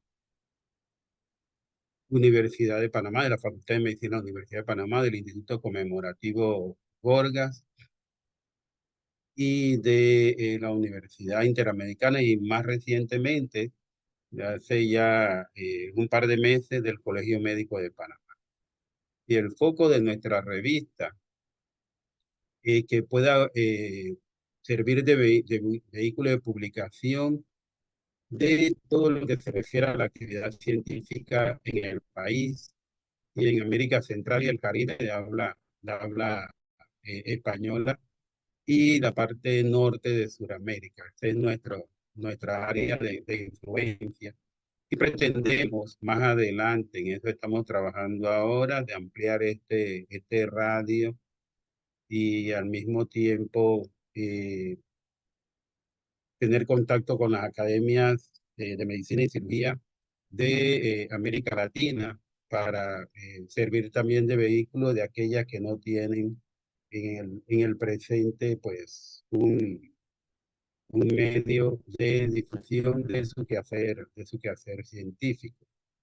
Nuestra revista fue publicada en 1976, pero vale la pena señalar que el 14 de enero de este año, la Academia Panameña de Medicina y Cirugía cumplió 75 años de fundación, que estas son fechas importantes para recordar. Nuestra revista es totalmente abierta y eso sí, publica artículos que son inéditos, originales, son lo que más nos interesan, pero igual también estamos abiertos a temas de revisión, informe de casos, comunicaciones cortas, casos de interés radiológico, casos de interés médico o quirúrgico, así como opiniones que se puedan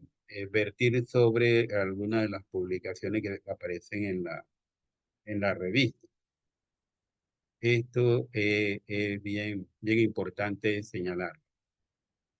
En el tiempo, desde 1976 hasta el 2011, sí, la revista médica de Panamá fue impresa. Esta es la portada original de esta revista que todos conocimos de estudiante porque estaba su colección en la Facultad de Medicina. Y a final del 2012, nuestra revista pasó de ser publicada en forma impresa a publicarse en forma digital. Y en efecto también cambió todo. De su portada, cambió la presentación de los artículos, ¿no? Y cuando no voy a detenerme en esto, ustedes pueden ingresar y lo pueden ver con mayor detenimiento. Hay algunas cosas que vale la pena que ustedes conozcan acerca de la revista. Por ejemplo, en cuanto al costo de publicación y responsabilidad de la Academia Panameña de Medicina y Cirugía, y esto es así para poder garantizar que esta revista siga siendo totalmente gratuita, de acceso libre, y que tampoco signifique un gasto adicional para los que decidan publicar en la revista.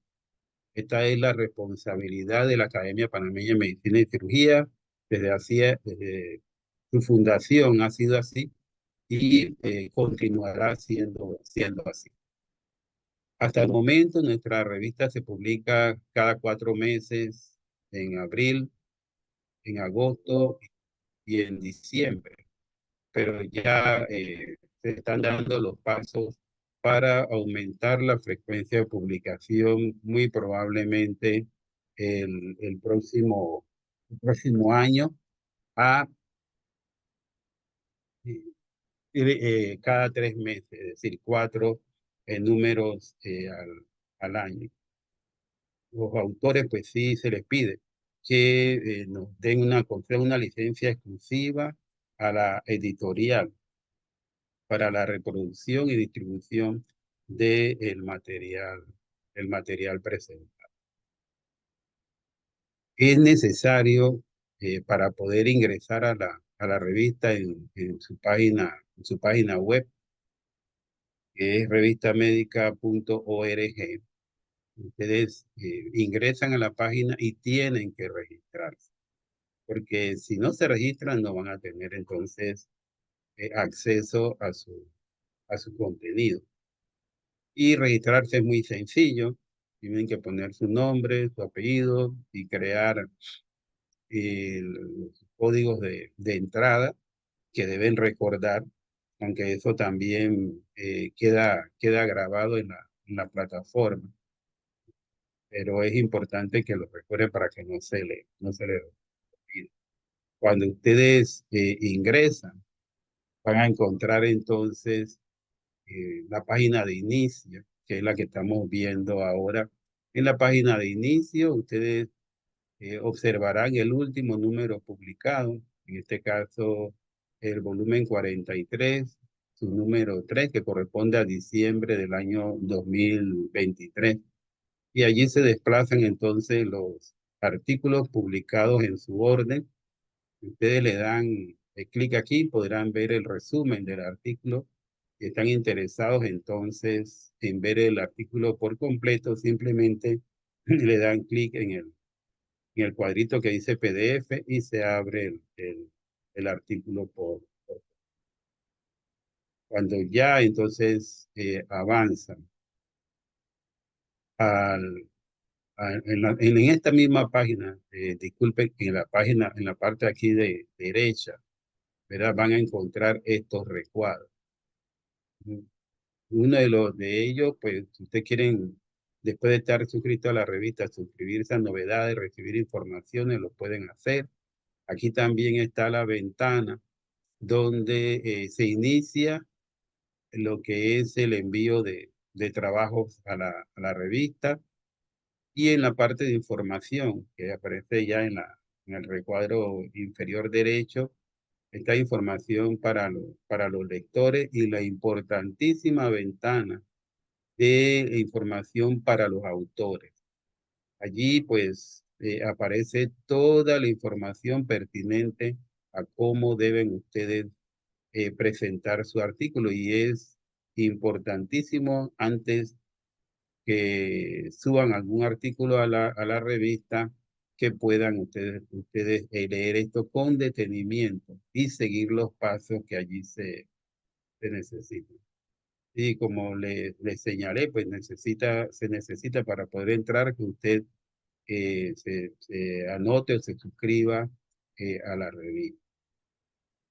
Ya en la parte de archivos, ustedes van a encontrar todas las revistas publicadas desde finales de noviembre del año 1976 hasta la que les acabo de mostrar, que es la última revista.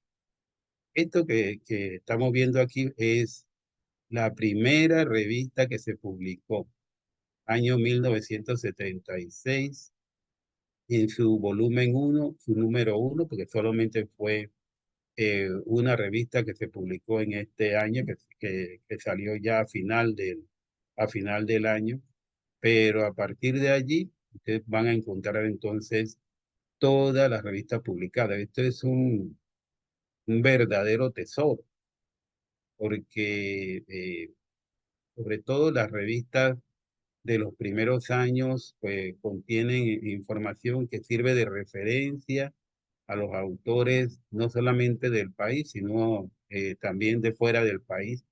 Cuando nosotros no teníamos esta plataforma, con estos números, pues constantemente estábamos recibiendo solicitudes de que le enviásemos artículos específicos. Eso nos hizo conversar en ese entonces director del SENACYT, el cual esta institución dio un aporte para poder digitalizar todas las revistas. Ustedes ahora, como les dije, pues cuentan con este importantísimo tesoro del quehacer científico del país, que tiene una gran repercusión a nivel internacional por las publicaciones que se hacen en la revista. Estamos suscritos a diversos buscadores, aquí hay algunos de ellos, y es importante conocer, ¿verdad? En cuanto a la ventana de información para autores, que le recomendaba que lo lean todos porque deben conocer todo el detalle de cómo deben ustedes escribir lo que van ustedes a publicar, según sea la modalidad, si es un artículo original, es un artículo de otro tipo, pero sí es importante que lean esto para que no se cometan después errores y se retrase sí, la evaluación de su artículo. En lo que respecta a los envíos, ¿verdad? También deben seguirse algunas normas que están justamente en la ventana de indicaciones para los autores, que a veces parecen cosas muy sencillas, pero si no la hacen, entonces eso va a significar que se le va a devolver su artículo para que hagan la corrección del caso. Por ejemplo, es fundamental que el manuscrito no haya sido publicado previamente, ni haya sido presentado a otra revista o otro medio de comunicación científico. El documento debe estar en Word, pero una cuestión que gracias a Dios ya se ha corregido bastante porque lo mandaban en otro formato que no se podía manipular. La referencia que en la revista se utiliza el formato APA. Les brindamos allí la dirección para los que no lo conocen y quieran saber de él para que sepan cómo tienen que ser la, la referencia, cómo debe escribirse, porque esto también es otro detalle que causa el que los artículos sean devueltos para corrección a sus autores, prestar atención también a la forma como se hacen las citas bibliográficas, como se muestra aquí. Es prudente entonces que ustedes hagan su revisión o su lista de comprobación antes de de subir el artículo para que cumplan con todo ello. Una vez que el artículo es recibido en la revista, el primer paso lo hace uno de los editores que revisa el manuscrito y ve que cumple con todo lo señalado en la parte de instrucción para los autores.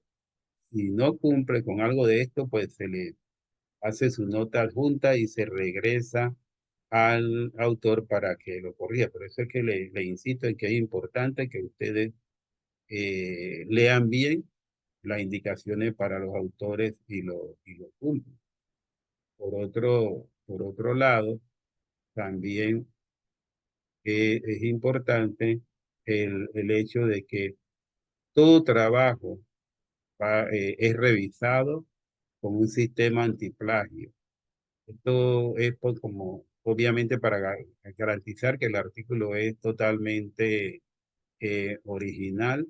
En ese sentido, nosotros nos ceñimos, ¿verdad? En la información emitida por el COPE, que está disponible en esta dirección, que ahí también la tiene para si quieren conocerla.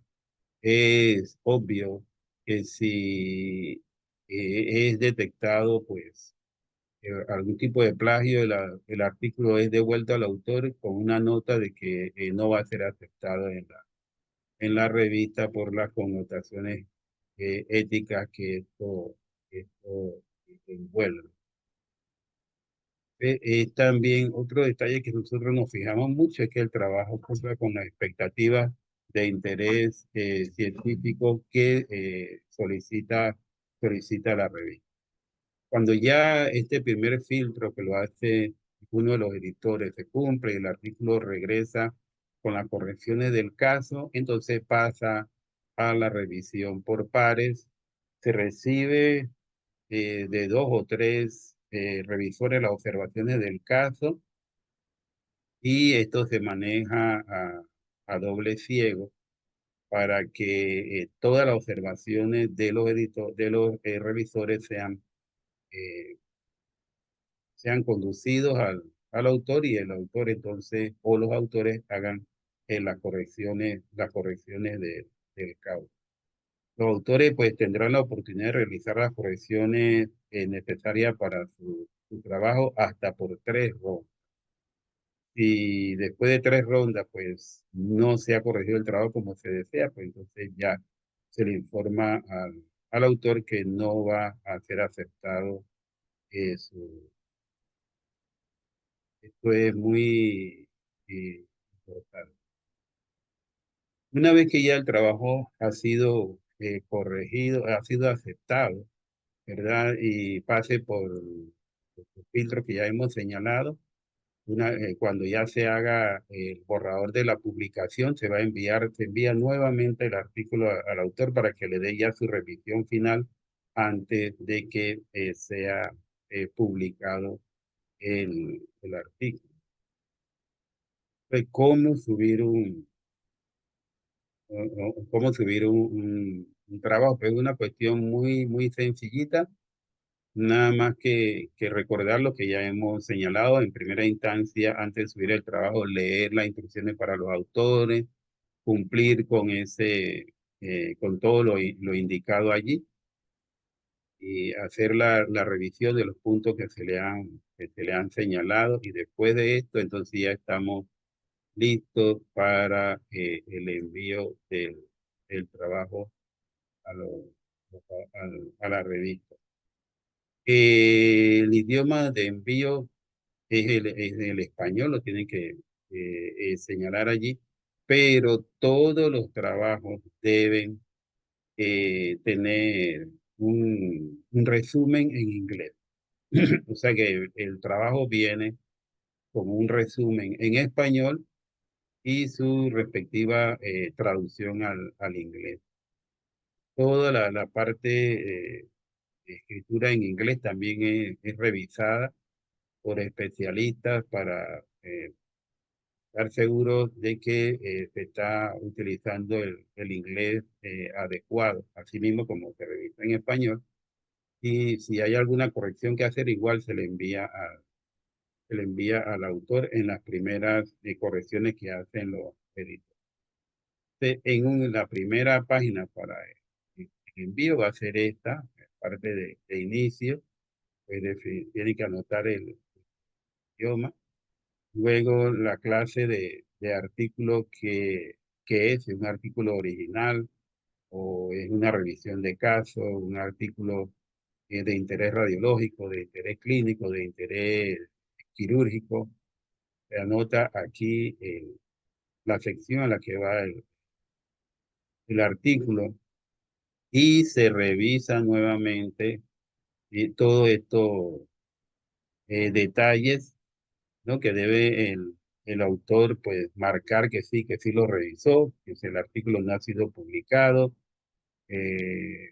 lo característico en cuanto al texto del manuscrito, el tamaño de las imágenes, de las tablas, ¿no? Y si cumple con los requisitos y estilos indicados en las normas para autores, que es lo que le hemos venido señalando. Entonces, ya le dan clic a todo esto, entonces pueden pasar a lo que es cargar el artículo. Aquí se llena un resumen del, del mismo, ¿verdad? Entonces, tiene que señalar si es parte del equipo editorial o si es un autor simplemente, que esto es lo que usualmente ponen ustedes cuando suben el trabajo. Leen lo que es las políticas autoriales y de licencia que se utilizan en la revista con relación a los derechos del autor. Después que lo leen, pues tienen que decir si están de acuerdo en cumplir con los términos de lo que han leído en cuanto a derecho de autor y que cumplen también con la declaración de política que deben, aquí la pueden darle clic allí y leerla, ¿no? Si después que han leído todo esto, si están de acuerdo, pues lo marcan aquí. De otra manera, el sistema no no les va a permitir seguir, dan guardar y continuar. Y entonces se sigue entonces a cargar el trabajo que se ha enviado, se señala la especialidad del trabajo.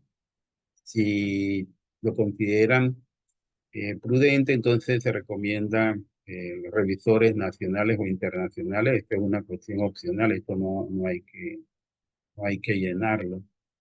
Proceden entonces a introducir los metadatos. Anteriormente, para los que han publicado en la revista hace algunos 5 años, se enviaba el texto del trabajo y aparte, en otro archivo se enviaban lo que son las tablas y las gráficas. Pues ya no, esto va todo junto, ¿no? Y se ponen los datos entonces de los autores aquí, con sus palabras claves, las citas que van a continuación, todo por separado, pero ya en un solo formato. No se hace un envío del trabajo por un lado y de las gráficas y tablas por otro, como, o sea, como subirlo dos veces como se hacía antes. En esta misma página se hace todo esto. Aparte de los aspectos bioéticos, la fuente de financiamiento, la disponibilidad de datos, ¿no? Todo eso se señala aquí por parte de ustedes y entonces se finaliza el envío. Esta es la parte de confirmación. Una vez que esto se ha cumplido, entonces ya pasarían a la etapa final, que es el envío pues, completo.